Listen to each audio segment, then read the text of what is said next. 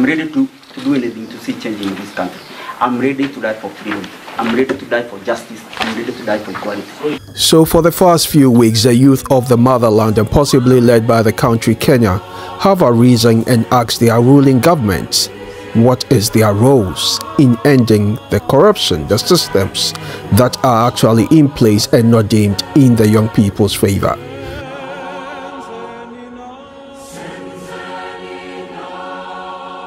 Young people are feeling hopeless and actually do not see themselves as actually having the kind of representation from their government because of the kind of lifestyle that is being led by the ruling elite, whilst the populace continue to struggle.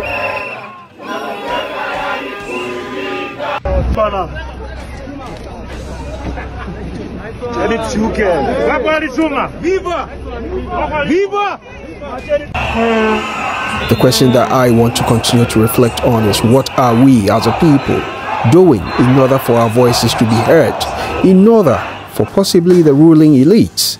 Majority may not have a clue as to what exactly they may be doing, especially if we take into consideration an 80-year-old and over president who may be asking themselves, there is a need for them to stand for the next elections. Let's continue to ask ourselves a question. If the retirement age is just after 60, why are we continuing to elect people over the ages of our grand and great-great-grandfathers to continue to rule the biggest assets that we have? And that is the nation. I will urge you to continue to reflect and get to satisfy yourself whether young people are the future of our various countries. Julius, is it true or not true? Okay, I don't want to betray my concerns, Your Honor. Can you respond to us to what you're doing? Is it true or not true? You'll be given time later.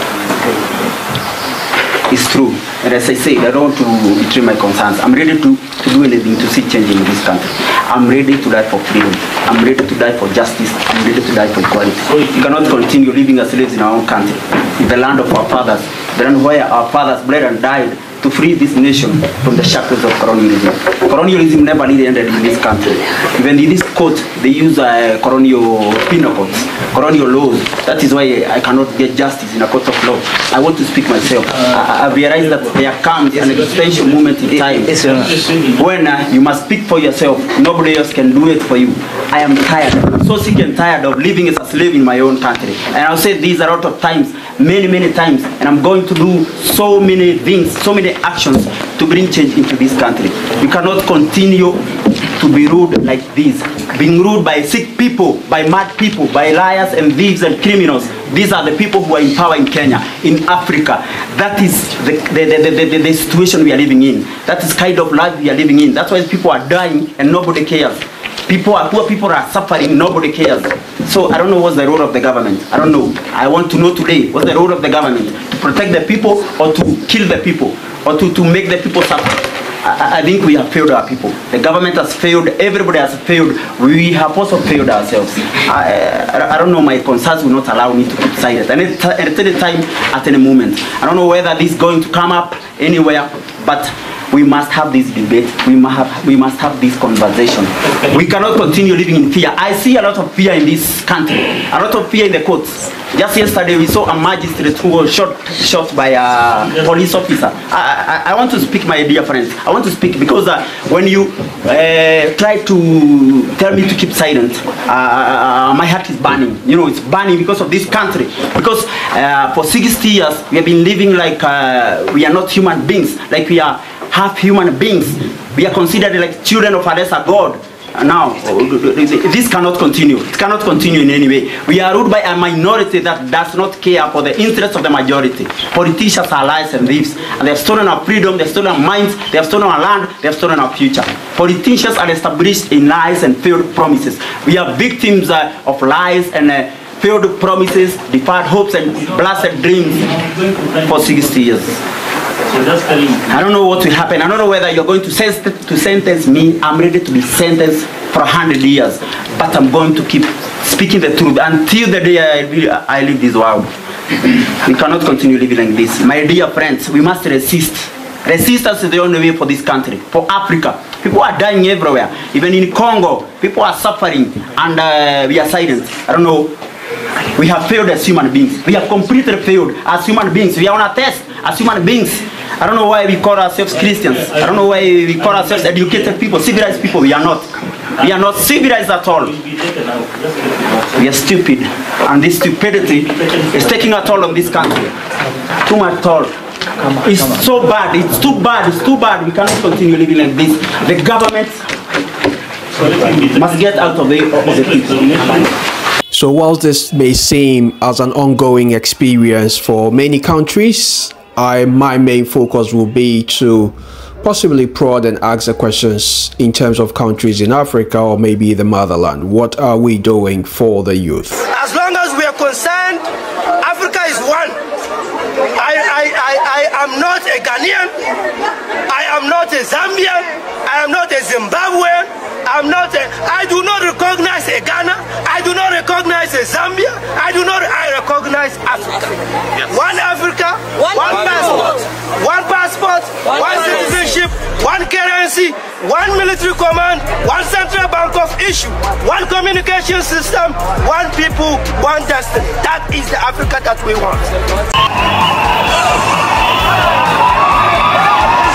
So whilst we continue to promote the need for lives to be saved as well as properties to be conserved, the question that we continue to ask is, have we got leaders who ever think about these young people as the future, as compared to satisfying possibly their masters? A few people are stealing too much. These kids out here, they know everything. They know your houses. They know where your kids go to school. They know which properties of land you have. Why must somebody have 4 million acres of land to his name? What happened to our mentality? Then we pretend and run to churches talking about Christianity, how Jesus... Do you understand what you are dealing with? The people out here don't even believe in God anymore. The people out here are tired of the lies, the religious organizations. And I have to say this, I'm a Catholic. I was so happy I saw the Papal Nuncio talk about the issues of a country. Let us forget that we can run this country as tribes. Let us accept that there is a new sheriff in town. That sheriff is the GNC. They are partyless, they are tribeless, they don't have money, they just have bundles and a phone. And they'll stop this country to move. I would like to plead with the members of this house, when it comes to looking at what role our committees are playing. Look at what happens. I want to thank my brothers Sifuna, my brother Chirargei. I want to thank Madam Dulo. These are, many of you may not know, we've never discussed it here. How many times we've been threatened that we are raising issues about county governments losing billions. I mean, who doesn't know how many governors own apartments and houses in Kilimani Road? Each one of them owning an apartment costing 1.5 billion shillings. Why didn't the fool just go and build a hospital where he comes from? How I wish we stole the money and put it at home.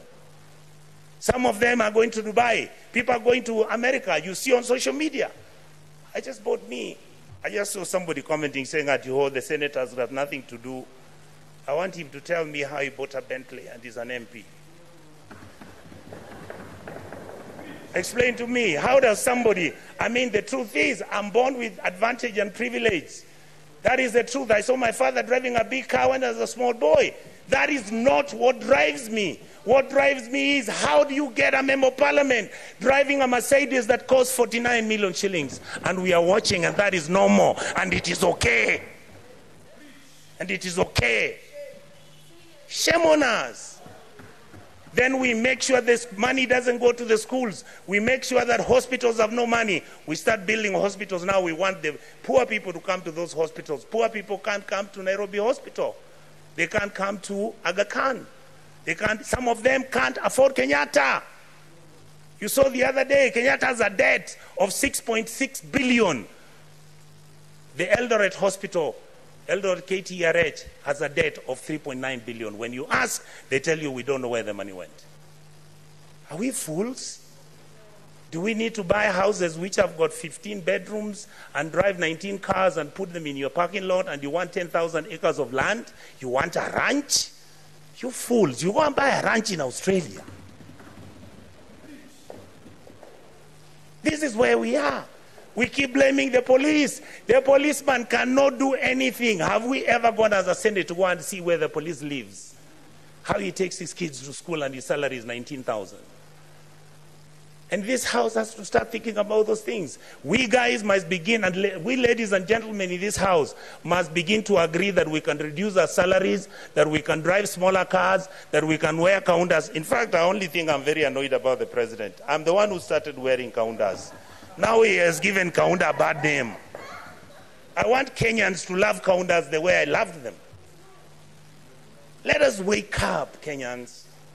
And as the senator rightly said, we need to wake up as a people, and if we don't, our next generation will wake up and run the country the way they deem fit.